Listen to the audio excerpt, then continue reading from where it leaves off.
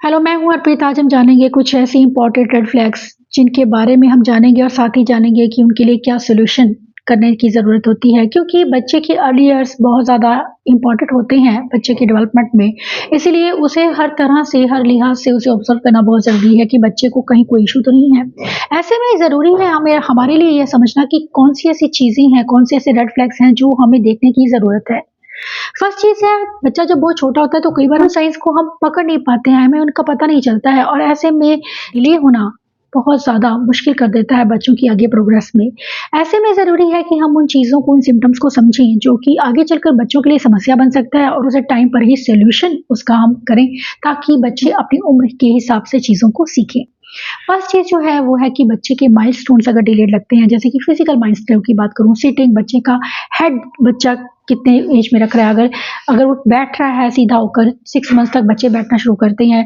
बच्चे 1 डेढ़ साल में, 18 महीने में बच्चा चलना शुरू करता है। अगर 18 मंथ्स में भी आपका बच्चा नहीं चल रहा है तो ये एक चिंता का विषय हो सकता है, एक रेड फ्लैग हो सकता है बच्चों में फिजिकल माइलस्टोन डिलीट होने का। तो ऐसे में बच्चे को फिजिकल थेरेपी की ज़रूरत होती है कि बच्चे को आप टाइम पर ही फिजिकल थेरेपी दें, ताकि उसके जो माइलस्टोन डिलीट हो रहे हैं उन्हें रिकवर किया जा सके और बच्चे अपनी ही हम उन बच्चों की तरह डेवलप हो सके। सेरेब्रल पैल्सी जिन बच्चों को होती है, उन बच्चों में अक्सर ये परेशानियां देखने को मिल सकती हैं, या जिन बच्चों को इंटेलेक्चुअल डिसेबिलिटी होती है उन बच्चों में भी फिजिकल माइलस्टोन डिलेड रह सकते हैं।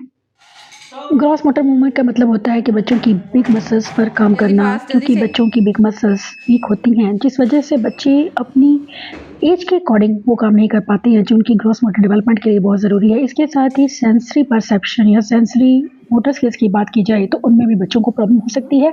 ऐसे में बच्चों को सेंसरी एक्टिविटीज़ देना, मल्टी सेंसरी अप्रोच को यूज़ करना और उनके फाइन मोटर स्किल्स की डिफ़िकल्टीज़ को समझना भी बहुत ज़रूरी है, क्योंकि कुछ बच्चों को लो मसल टोन की प्रॉब्लम हो सकती है, या फिर बच्चों को आई हैंड कोऑर्डिनेशन और बायलैटरल में प्रॉब्लम हो सकती है। सेकंड है कि इमोशंस, बच्चे हर तरह के इमोशन दिखाते हैं। जब बहुत छोटे होते हैं तो हर तरह का इमोशन बच्चे दिखाते हैं, चाहे वो रोना, हँसना, खेलना, ये सब चीज़ें, गुस्सा दिखाना भी। लेकिन अगर बच्चे को कोई इश्यू है तो बच्चा एक ही इमोशन को बहुत ज़्यादा एक्सेसिवली दिखाता है, एक्सट्रीम लेवल पे दिखाता है, और वो होता है गुस्सा, एग्रेशन, बहुत ज़्यादा गुस्सा दिखाना। ये एक चीज़ भी इंडिकेट करती है कि बच्चे को कोई ना कोई प्रॉब्लम है। उसे ऑटिज़्म हो सकता है, एडीएचडी हो सकता है, या सोशल कोई डिफ़िकल्टी हो सकती है। बहुत ज़रूरी है बच्चे को ऐसे में अर्ली इंटरवेंशन देना, उसकी एबीए थेरेपी देना, जिससे कि बच्चों के बिहेवियर इश्यूज़ को और उनके टेंट्रम्स को कम किया जा सके। एबीए में बच्चे को आप डिस्ट्रैक्शन फ्री होकर उसकी स्किल्स को टारगेट कर सकते हैं, उसकी स्पीच कम्युनिकेशन को इम्प्रूव कर सकते हैं। बच्चे दूसरों से इंटरेक्ट करना सीखते हैं, उन्हें क्वेश्चंस के आंसर किस तरह से करने हैं, किस तरह से उन्हें सोशली बिहेव करना है। उनके चैलेंजिंग बिहेवियर्स को कम करने में भी एबीए का बहुत इंपॉर्टेंट रोल है। उन्हें एनवायरमेंटल अवेयरनेस देना, उनकी सोशल और इमोशनल डेवलपमेंट पे काम करना, ताकि बच्चे सोशली सही से बिहेव करना सीख पाए। थर्ड एक चीज़ होती है कि अक्सर बच्चों को खाने को लेकर समस्या हो सकती है। कुछ बच्चे बिल्कुल ही नहीं खाते, लिक्विड डाइट पे रहते हैं, कुछ बच्चे बहुत ज़्यादा खाते हैं, ओवर ईटिंग करते हैं, या कुछ बच्चों को ड्रूलिंग की समस्या होती है, बच्चों के मुँह से लगातार सलाइवा निकलता है। ये चीज़ें बच्चों की स्पीच को भी अफ़ेक्ट करती हैं। ऐसे में ज़रूरी है उनके ओरल मोटर इश्यूज़ पर काम करना, क्योंकि जिन बच्चों को माउथ की अवेयरनेस नहीं होती है, उन बच्चों को अक्सर इश्यूज़ होते हैं। ऐसे में उन्हें सेंसरी एक्टिविटीज़ देना, जिससे कि उनके ओरल मोटर सिस्टम को स्टिमुलेशन मिले, जिससे कि बच्चों को अपने माउथ की अवेयरनेस हो और बच्चे हर तरह का खाना खा सकें। जिन बच्चों को खाने को लेकर समस्या होती है, उन्हें बोलने में भी अक्सर प्रॉब्लम होती है। ऐसे में ज़रूरी है बच्चों की ओरल मोटर एक्सरसाइजेस करवाना, उसे ओरल मोटर थेरेपी देना, जिससे कि बच्चों की इन समस्या को कम किया जा सके, ताकि बच्चे चीज़ों को च्यू कर पाएँ और सही ढंग से स्वॉलो कर पाएँ, क्योंकि बच्चों की ब्रीदिंग पैटर्न को भी इससे कंट्रोल किया जा सकता है, और साथ ही इम्प्रूव होती है उनकी जा, माउथ, टंग और टीथ की मूवमेंट, और साथ ही उनमें ड्रूलिंग की समस्या को कम करने के लिए उन्हें लिप क्लोजर जैसी एक्टिविटीज़ देना।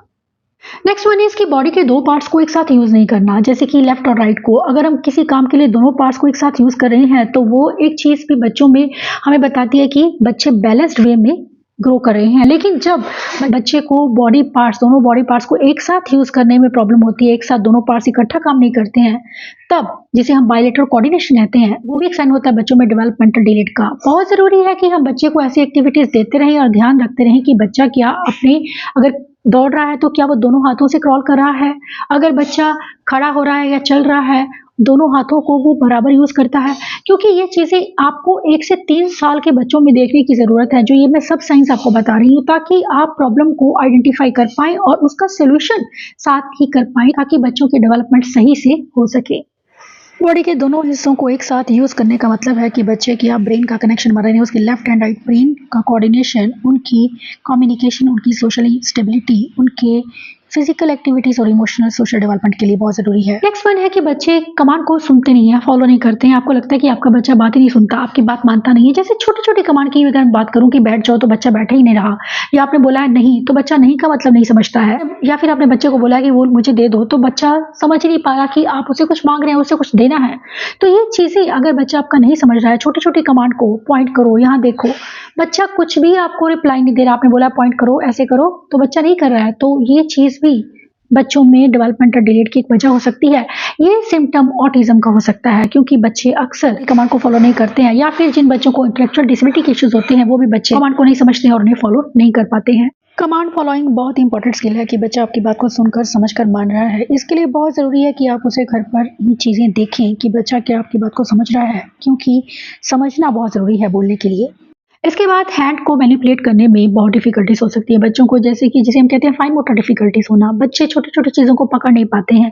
बच्चों को अगर हमने स्पून दिया है, स्पून को सही से होल्ड नहीं कर पाते हैं। स्टिकर्स की अगर एक्टिविटी दी जाए या ब्लॉक को स्टैक करने की एक्टिविटी दी जाए, तो बच्चे बहुत ज़ोर से स्टैक करते हैं या बहुत लूज़ करते हैं। हमें इन चीज़ों को समझने की ज़रूरत है कि बच्चे को हैंड्स को अपने यूज़ करने में कोई प्रॉब्लम तो नहीं, कि बच्चा प्रॉपर्ली हैंड्स को यूज़ कर रहा है। हमारे डेली के काम करने के लिए हमें हैंड स्ट्रेंथ और फिंगर स्ट्रेंथ की ज़रूरत होती है, लेकिन अक्सर बच्चों को लो मसल टोन के इश्यूज़ हो सकते हैं। बच्चों में हैंड क्लैपिंग जैसे इश्यूज़ होने की वजह से बच्चे पर्पसफुली हैंड्स को यूज़ नहीं करते हैं। ऐसे में बहुत ज़रूरी है बच्चों को कुछ ऐसी मीनिंगफुल एक्टिविटीज़ देना, जिससे कि बच्चे अपने हैंड्स को सही वे में यूज़ करना सीख पाएँ। इससे आप बच्चों की फिंगर और हैंड डेक्स्टिलिटी पर काम करते हैं, जिससे कि बच्चों की लो मसल टोन की प्रॉब्लम को सॉल्व किया जा सकता है, जिससे कि बच्चों को लिखने में समस्या ना हो।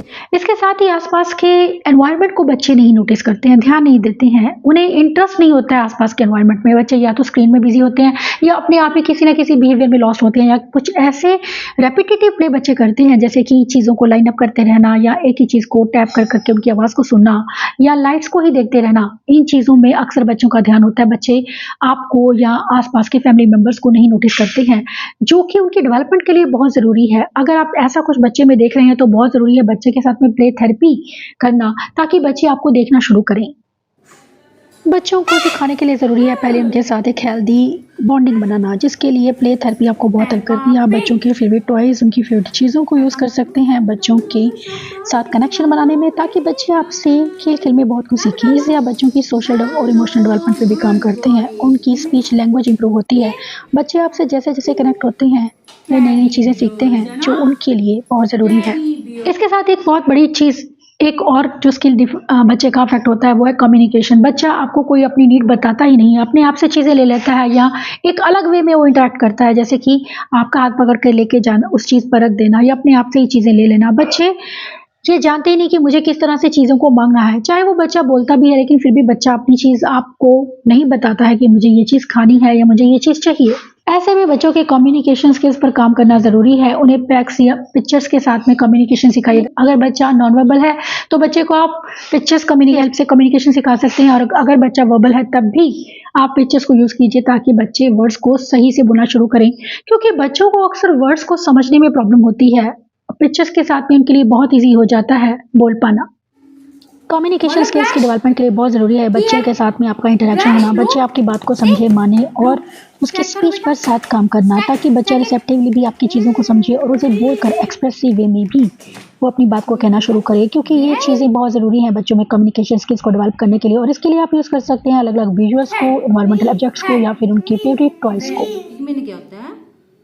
बड़ा। वेरी, ये क्या है? स्मॉल में क्या होता है? इसके अलावा कुछ बच्चों को आई कांटेक्ट को लेकर प्रॉब्लम हो सकती है। सोशल स्किल्स बच्चों के वीक होते हैं। बच्चे दूसरों पर ध्यान नहीं देते हैं, दूसरों को हिट करना, खेलना नहीं आता है। टर्न टेकिंग का कॉन्सेप्ट उन्हें नहीं पता होता है कि मुझे अगर कोई स्माइल कर रहा है तो मुझे बैक स्माइल करनी है। ये चीज़ें अक्सर बच्चों में आपको लगेगी कि बच्चा आपका पीछे है बाकी बच्चों से, तो ज़रूरत होती है ऐसे में बच्चों के साथ में हमें एक ऐसा सेशन करने की, डेली उनके साथ में 1 से 2 घंटा क्वालिटी टाइम स्पेंड करने की, उसके साथ हम इन चीज़ों पर काम करें, उनसे बातें करें। कई बार मुझे बोला जाता है कि हमें थेरेपिस्ट ने या डॉक्टर ने बोला कि उससे बातें करो, लेकिन बातें करना, सिर्फ बातें करना ही सॉल्यूशन नहीं है। बच्चों की समझ पर काम करना भी ज़रूरी है ताकि बच्चे चीज़ों को समझें। उन्हें एक-एक वर्ड को समझाना कि इसका मतलब क्या है। विजुअल्स को यूज़ कीजिए। सिर्फ बातें करना, बच्चे कई बार उन चीज़ों पर ध्यान ही नहीं देते हैं क्योंकि 1 से 3 साल में बच्चों का कंसंट्रेशन बहुत कम होता है। ऐसे में सिर्फ बातें करना इज़ नॉट द सॉल्यूशन। आपको ज़रूरत है बच्चे की सभी स्किल्स पर काम करने की ताकि बच्चों में जो डिले हो रहा है हर एक चीज़ को लेकर वो ना हो। अर्ली इंटरवेंशन की ये एक्टिविटीज़ ना सिर्फ बच्चों की सोशल इमोशनल डेवलपमेंट के लिए, उनकी स्पीच, लैंग्वेज और कम्युनिकेशन के लिए भी बहुत ज़रूरी है। बच्चे सोशल स्किल सीखते हैं, बच्चों में अनवांटेड बिहेवियर कम होने लगते हैं। बच्चे आपके साथ बैठना पसंद करते हैं, सीखना पसंद करते हैं, जो उनके अर्ली ईयर्स के लिए बहुत इंपॉर्टेंट है। एक क्वालिटी टाइम, एक पॉजिटिव इंटरेक्शन बहुत ज़रूरी है बच्चों की लर्निंग को इम्प्रूव करने के लिए। यह साथ ही हेल्प करता है बच्चों में डिप्रेशन को कम करने के लिए, अक्सर ऑटिज्म की वजह बन सकता है। ऐसे में ज़रूरी है कि आप बच्चों के डिलेड साइन को समझें और उन पर सही रूप में काम करें। ये सब एक्टिविटीज़ आपको ज़रूर हेल्प करेंगी घर पर ही बच्चों को अर्ली इंटरवेंशन देने में, जो कि बच्चों के स्पीच, लैंग्वेज डेवलपमेंट, उनकी ओवरऑल डेवलपमेंट के लिए बहुत ज़रूरी है।